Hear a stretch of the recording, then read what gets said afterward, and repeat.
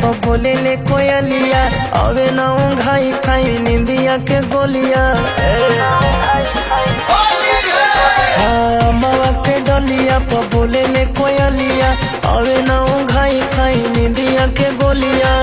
सिहरे बदन रसदार हो बलमुआ हमरो बहतावे फगुनी बयार हो बलमुआ हमरो शिशि कता सोर हो सिंगार हो बलमुआ हमरो।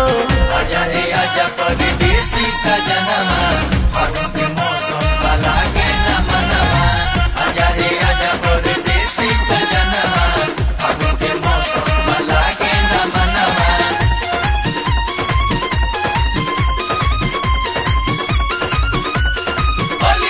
बिल खेला बिंदिया है उठावा के लाली गावेला जोगिरा दोनों कनवा के बाली।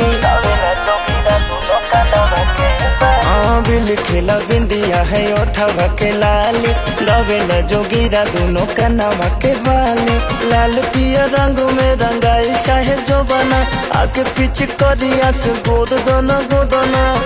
कबूले करैबा इंतजार हो बलमुआ हमरो शिशि कता सोर हो सिंगार हो बलमुआ हमरो बहतावे फगुनी बयार हो बलमुआ हमरो।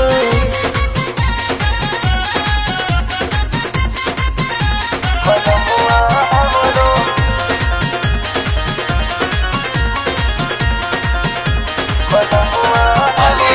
मस्त महीनावा फगुनावा के राजा होली के लहार लुटे घरे तू आजा।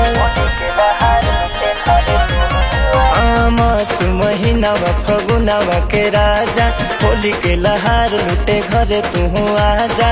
खनकी बोले हाथ के कंगनवा पिया पटेल जी तू मान ल कहनवा।